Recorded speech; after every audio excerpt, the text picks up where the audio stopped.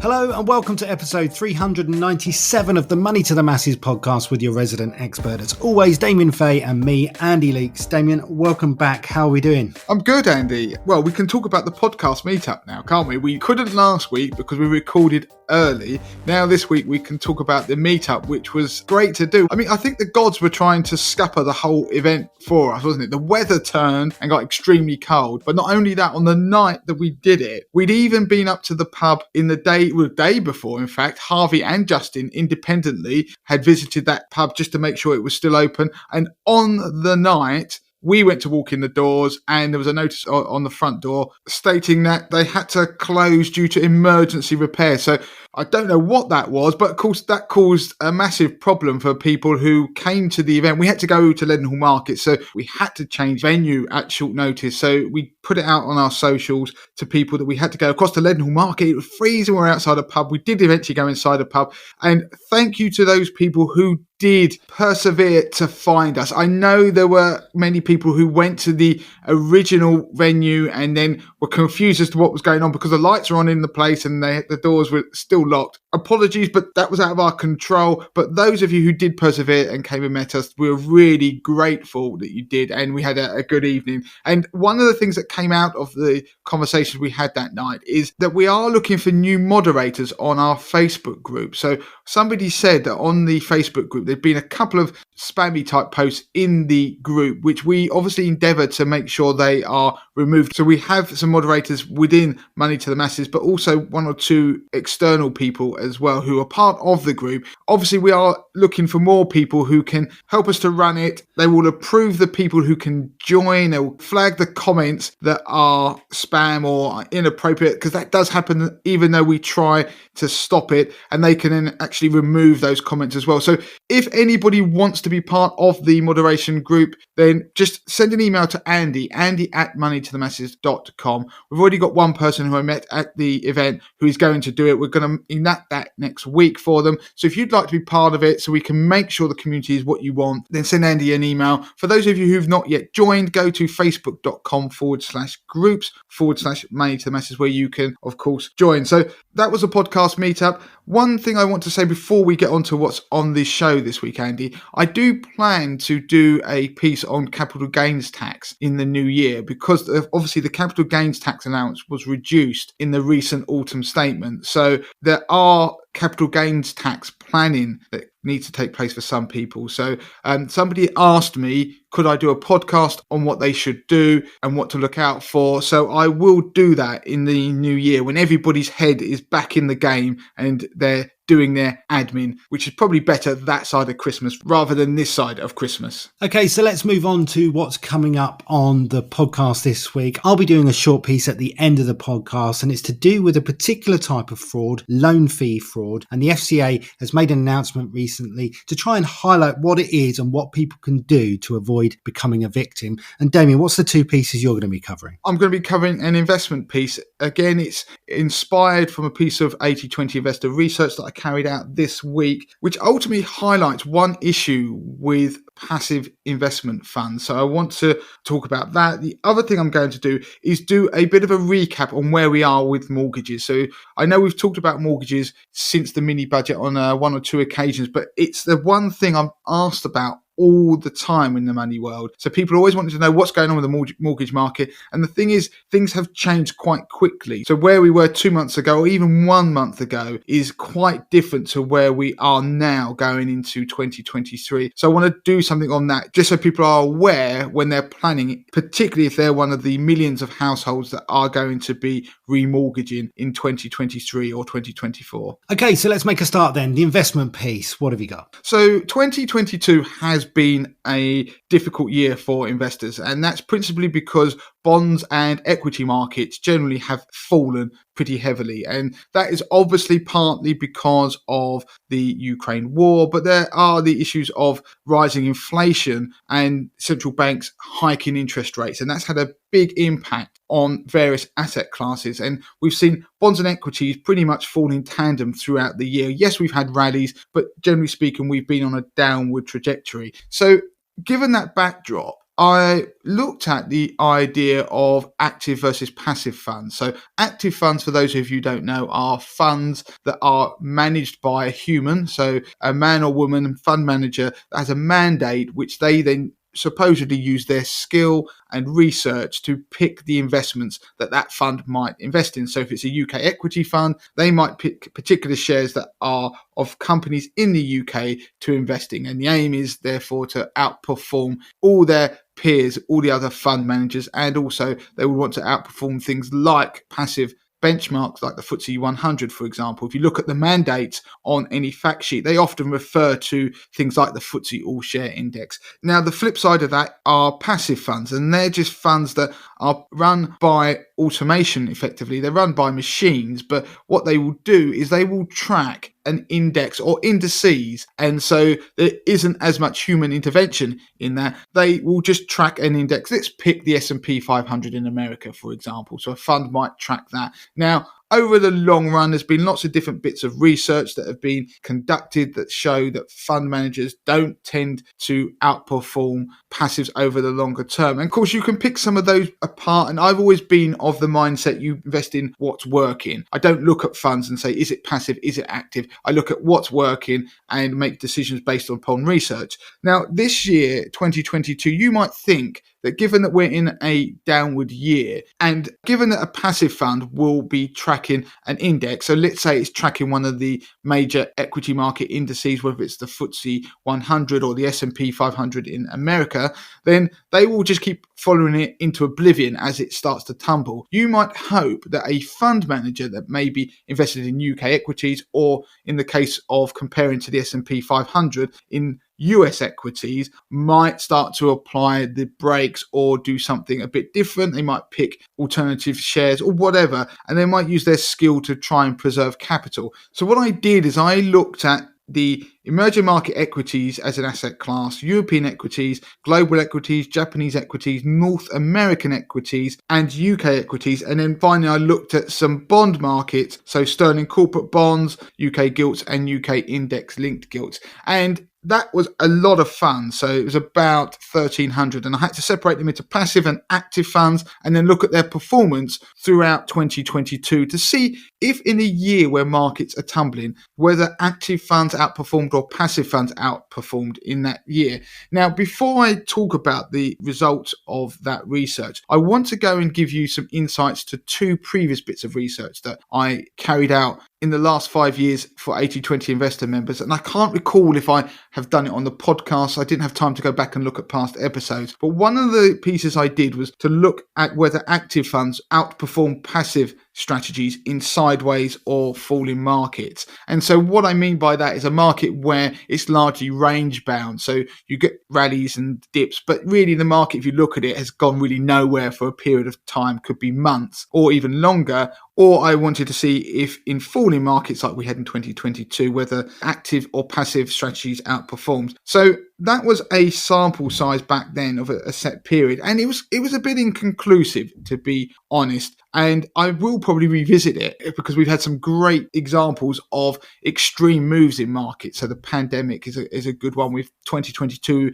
is another good example where you can get insights by analysing what markets did. But what I found is that there was a suggestion that fund managers, so active funds, might outperform in a market, so a rising market that has followed a sideways market. And that does, if you think about it logically, make some sense, because in a sideways market, you will probably get active fund managers trying to make a bit of extra return by taking on a bit more risk. And therefore, if the market then explodes higher, they've loaded up on that risk. So they may have invested in more volatile shares, or they might, if they were a multi-asset fund, might invested more in equities, for example. And then when the market exploded higher, then they've obviously benefited from that. Of course, the converse could be logically true as well. So that was something that to bear in mind when you look at what's been going on in 2022, because we've basically been on a downward slump all the way. Now, the other thing is I looked at a piece of research where I considered whether there were sectors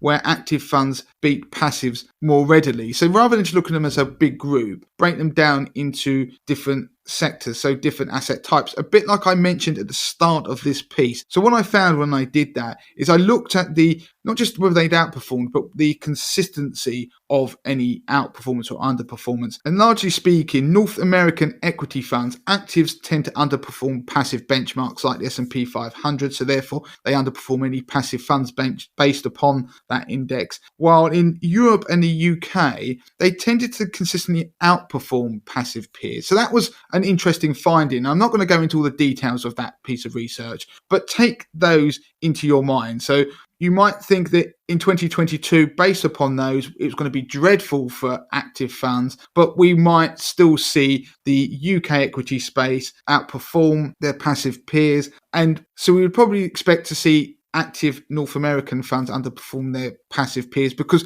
that is pretty much what we've always seen in recent history. Well, what we found is when I looked at 2022, under each group, so the different asset classes I mentioned, the only ones where active outperformed the passive strategies were North American equities, so that was a slight surprise, and two bond sectors, so the sterling corporate bond and UK index-linked gilts. So all of these sectors were down. The only place where we didn't have a negative return was actually the passive strategies in UK equities. So that was interesting because it went against some of the previous research and conventional wisdoms. So I started to look at, well, why is that? What's been going on there? And digging into the numbers, there is something that starts to become apparent, and it's to do with the way indices are often structured. So first of all, let me look at that UK index-linked gilt return. So yeah, active funds were down 29% year to date. And when I say year to date, all these numbers were done up to the 10th of December because we've not got to the end of the year, obviously. Whereas passive UK index-linked gilt strategies were down 32%. So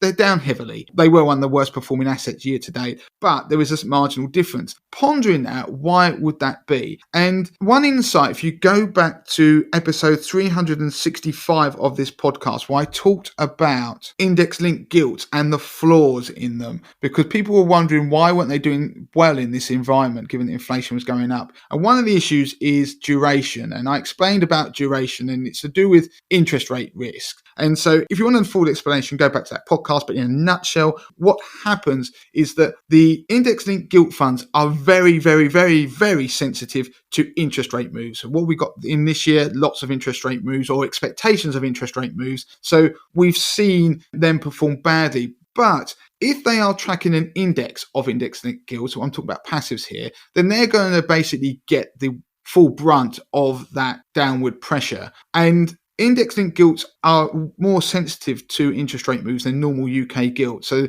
they are a particularly sensitive asset class in that regard. So that might hint that maybe the active managers were able to reduce their interest rate risk on their funds. You do that by reducing duration. So I'm not going to go into how that works, but effectively they've made tweaks so they weren't as effective. That's a potential explanation. Now, this whole thing about interest rate risk then starts to perhaps explain something that we saw with the North American equity. So as I mentioned, I'd have expected them to perhaps underperform. They always have done. But what we saw is that North American active funds marginally outperformed passive strategies. And it was only marginally. I'm talking about this as an average group. I'm not digging down into individuals, because individually, which I'll come back onto later, there are some interesting things that occurred.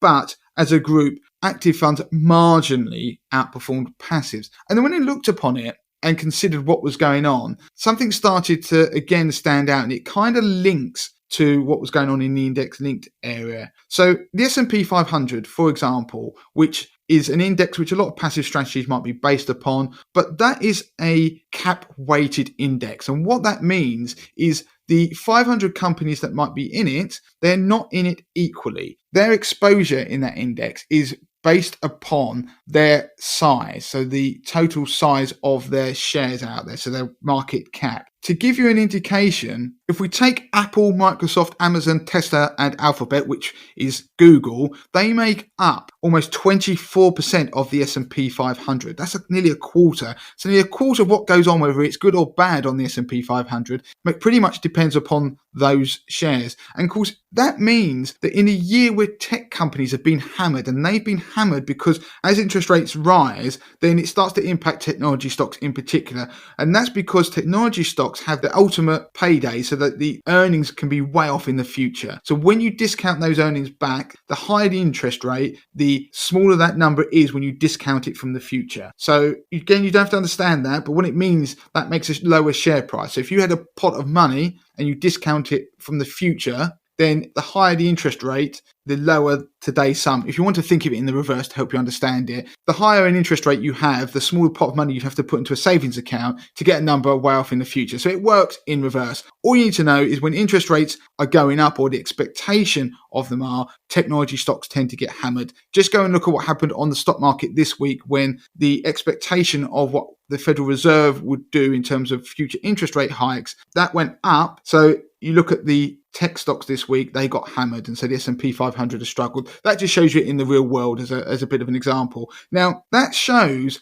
that what we've got here is a problem with passive strategies, or not a problem, something you need to be aware of. If I looked at the equal weighted S&P 500, so rather than market cap, I just allowed it to be equally weighted. Every share had the same percentage exposure in it. Then rather than the S&P 500 being down 17.5% this year, it'd only be down just over 11.5%. That's a huge difference. So this therefore highlights an issue with passive investment strategies, that people might think you buy and forget, but what you're actually doing is, if a passive strategy is based upon an index or collection of indices that are market cap weighted, then you have a significant exposure to whatever the biggest holdings are. And in the case of the S&P 500, it's some of these big tech stocks. And of course, when you get a macro backdrop like we've got now, which hammers them, then that makes them underperform. And that's part of the reason why you see a lot of these passive strategies struggling this year. So taking that thought and looking at what happened in the UK, the active funds in the UK underperformed their passive peers. So I'm talking about 2022 here. Active funds were on average down 9.4%. Passive funds were up 0.5%. That is a big swing. And now, again, the FTSE 100 is a cap-weighted index. It's another example of one. And if you look at the largest constituents within that, well, Shell PLC is nearly 10% of it. AstraZeneca, so that's the drug manufacturer, they are 8%. BP is 4.75%. So all three of those stocks were up over 35% in 2022 because of the rally we saw in oil prices as a result of what's been going on in Ukraine. And of course, because of their overweight, that has a big impact on something like the FTSE 100. And so if active funds are picking a benchmark that is cap weighted, it can mean that they will outperform when the macro backdrop changes in their favour, as it has for US equities in 2022 with tech stocks being hammered. So the point is, active fund managers will look at their universe, which could be UK equities or US equities, and they've got this whole wide range of companies to pick, and they'll go and choose them, but they aren't restricted by market cap. And so what it means, when we compare them over time, US active managers underperformed the S&P 500 because of that cap weighting to technology stocks. And technology stocks, as we all know, have been the real winners prior to 2022 for about a decade. And so we have to bear that in mind. The lesson of this piece of research is there's no point talking about active versus passive. It doesn't really make sense. It's what is working at that time. If you look at the top three performers from each of those different asset classes I mentioned, only two of them were passive funds, and they were in the UK equity space. All the other top performers were active funds. And that's because of the macro backdrop, which is probably the biggest determining factor of whether passives outperform active funds in any given environment. And the other lesson is that if you have passive funds, why not have a look to see if the benchmarks that they might be tracking, if they are tracking benchmarks, if they're cap weighted, and then drill down to see what do you overexpose to, or what you overweight or underweight, just so you understand how your portfolio moves. And you could therefore decide to pick a different passive strategy that might, for example, track an equally weighted version of an index like the S&P 500. So there's a lesson there that once you start digging into numbers, something fascinating can come out the other side. But then moving forward, that could be interesting for 2023, because if this environment continues, you drill down, then it could be positive for active fund managers if this backdrop carries on. And that is in certain, obviously, areas, like I said, for active managers in the US. For active managers in the UK, they've not done so well. But of course, it could also see what happens if markets maybe go sideways for a period of time and then explode higher. Maybe that could be positive for them. But the message is, look at individual funds, don't care whether active or passive. And as I mentioned, there's some interesting things here. I'm not going to read out the top performers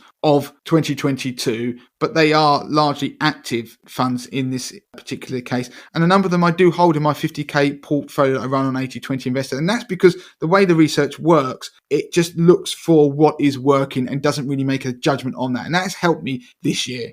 So we've had another base rate rise by the Bank of England this week, increasing it from 3% to 3.5%. And Damien, you're going to give some insight into what is happening with mortgage rates heading into 2023. Yeah, so this week we know that the Bank of England base rate went up again as expected to 3.5%. I'm not going to dwell on that. We've done articles on the Money to Masses website, which you can find if you're a member of the newsletter that goes out every Sunday. You can sign up if you're not, moneytothemasses.com/newsletter. The articles are all included in there, but broadly speaking, for every 0.5% increase in that base rate, then your mortgage will go up by £25 for every £100,000 that you've borrowed over a 25-year period. It's a good benchmark anyway. And so looking at all the past 9 hikes, because it's been 9 now in a row since December last year, then we're talking about all those hikes that have been added up. That has added £177 per £100,000 borrowed on a mortgage. So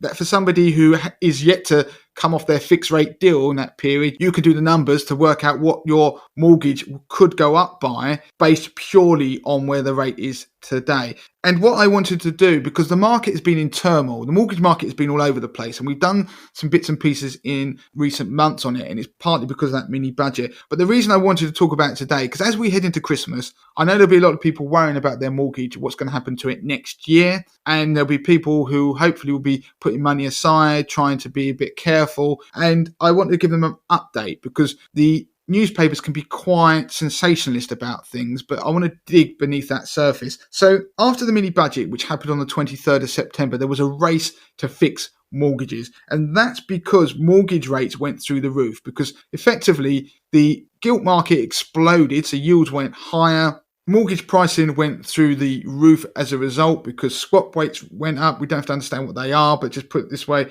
market predictions of where interest rates would go went higher because they thought inflation was going to keep going higher. And it wasn't until we had U-turns and sackings and also the Bank of England intervening in the gilt market that things started to calm down. So to give you an idea of where we were until where we are now, back on the 27th of September, so this was days after that mini budget, the prediction by the market of where the base rate would be in September 2023, so that was a year after that, was 6.39%. So that was a huge jump. And of course, that's why the mortgage market then exploded higher, because all those fixed rate deals went up above that level. But they also predicted in 4 years that the interest rate, or the Bank of England base rate, would still be at 4.1%. So that was obviously a significant increase. Don't forget that in December, or before December, I should say, last year, the base rate was only 0.1%. So that was a huge jump. Now, as the things have moved on, the mortgage market has thawed a little bit. We've seen rates start to come down, because the problem is the rush of people wanting to fix obviously drove up demand. The providers were uncertain about what to price their mortgages at in terms of where the base rate and things like that would be in the future, and because of the financing that they could actually get. So the rates weren't really coming down at all. And of course, don't forget there's that first mover thing that happens. So if somebody were to cut their rates, and they would get a flood of business, and they wouldn't be able to actually deliver upon that when the actual customer service was called upon. But moving towards 19th of October 2022, by that point, the market was predicting that the base rate would get to 5.66% by September 2023. So that was already a fair drop. It wasn't a 1% difference, but it was heading that way. But what was interesting is that they actually started to predict that the base rate in 5 years' time would be 4.6%. So you can see there's a bit of a seesawing going there. They were predicting that rates won't be as high next year, but they were predicting they were going to be higher than they previously thought in 5 years' time. So just so people know, for reference to why I picked those dates, the peak of where rates would be predicted to be next year, this is the base rate, was 6.39%. And the peak that we've had for 5 years' time was 4.6%. So that gives you some figures in your head when you're thinking about fixed rate mortgages, where they were being priced. Because don't forget, there's always going to be a certain percentage above those numbers when you actually buy a mortgage product. Now, where are we? Well, at the moment, as I make this podcast, the market is predicting the base rate is going to hit 4.6% at a peak in July. So that is significantly lower than the 6.39 I mentioned earlier. And they are now pricing that in 5 years' time, the base rate will be 3.13%. So that's dropped by more than 1% from what they were pricing back in October. So what you can see is the market is now thinking the base rate won't be able to go as high or won't go as high. And while they will stay higher for longer, but it won't be as high as they had previously been pricing in September and October this year when the real panic set in. And what's interesting is that where we had mortgage rates in October, a 2-year fix was at 6.65% on average, and a 5-year fixed rate mortgage on average was 6.51%. To compare that 6.65 2-year fix would have been 2.34% a year ago. So that was enormous difference. So that's why everyone's been panicking, and that's why it's been sensible to put money aside and you speak to a mortgage broker if you were coming to the end of your mortgage within 6 months.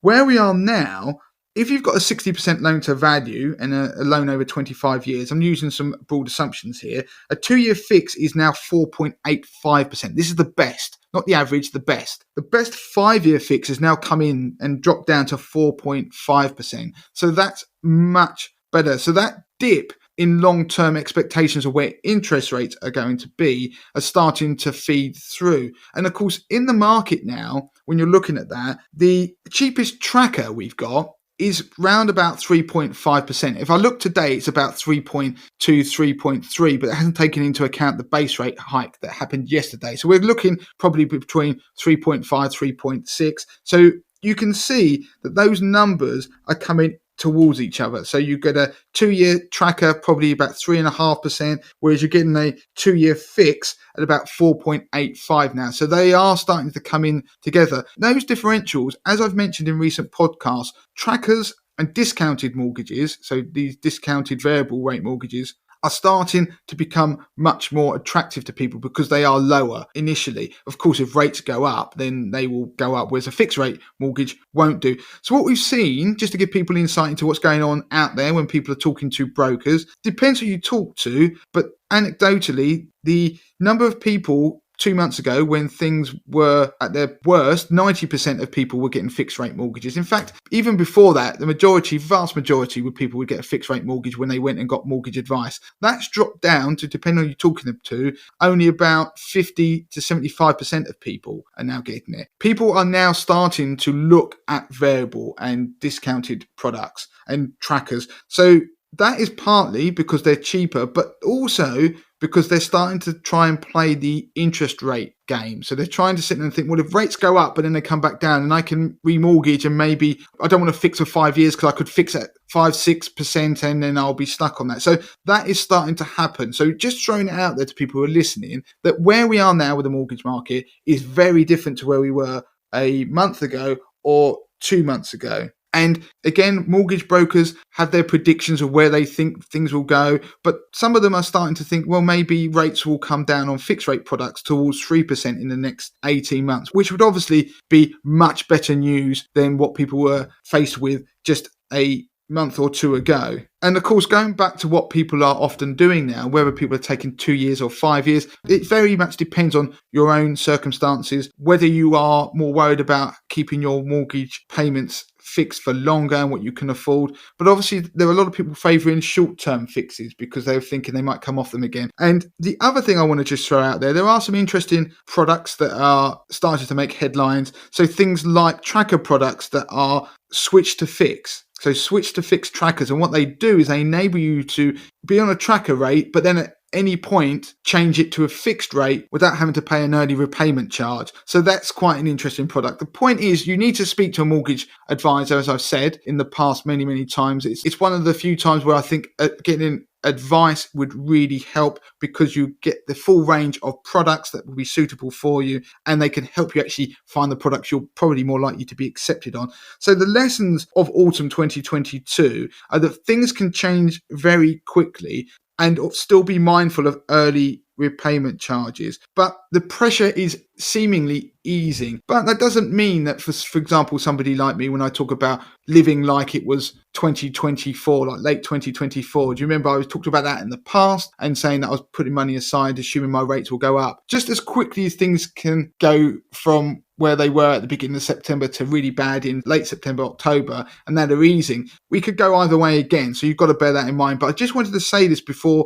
Christmas. There'll be people who'll be worrying about their mortgage and what's going on with rates. And unless you look at them and watch them like we do, and look at what's going on in the market and seeing on swap rates and doing charts and all these sorts of things, you might not realise that there is a little bit of downward pressure at the moment that is starting to make fixing less attractive than it obviously would have been just before and around that chaos that happened at the mini budget. So again, seek advice, but things may be starting to thaw in the mortgage market. Okay, and just a reminder for listeners that Damien updates a regular post on the Money to the Masses website, and in fact did a video this week which went out onto YouTube, and it was embedded within the article itself, and it looks at exactly what he's spoken about then, because we can't chat about interest rates on every single podcast every time there's a rate change, because it does date the podcast. So make sure that you go and look at that, bookmark it if you can. We'll put it in the details on the show notes to make it easy for you to find. Okay, so moving on to the final piece of the podcast then, and I'm going to cover something called loan fee fraud. And the reason I'm bringing it to the podcast today is the FCA have created a bit of an awareness campaign to let people know about what it is, how it can impact people, and what they can actually do to make sure that they don't become a victim. Now, the stats that they've produced on this says that 2 in 5 people that are celebrating Christmas this year are feeling pressured by family and friends to maintain their usual Christmas spending this year. And we've talked about that in the podcast in the past, and how you can actually avoid that by having an agreement with family and friends that you're not going to buy for adults, that kind of thing. But there are people that are worried about how they're going to afford Christmas, and more than 1 in 8 people have said that they intend to take out a loan in order to support their Christmas spending this year. So with that in mind, I wanted to bring to you loan fee fraud. Now, loan fee fraud is where a purported loan provider will come to you and ask you to pay a fee up front in order to guarantee a loan or credit. And then, of course, because it's a scam, they never receive those funds. So I'm just going to read out a few of the warning signs on this. So if you're someone, or you know someone that's made several loan applications online, and obviously what comes with that is you tend to get contacted by quite a lot of the providers to let you know how your application is progressing. Obviously, be careful if you're doing that, first of all, because of your credit rating. You shouldn't really be applying for more than one loan at a time, and only ever apply for a loan that you're pretty sure that you're going to get. But obviously, desperate times calls for desperate measures from some people, and this is sometimes what they have to resort to. Scammers do get hold of your information sometimes, and perhaps are aware that you're desperate for money,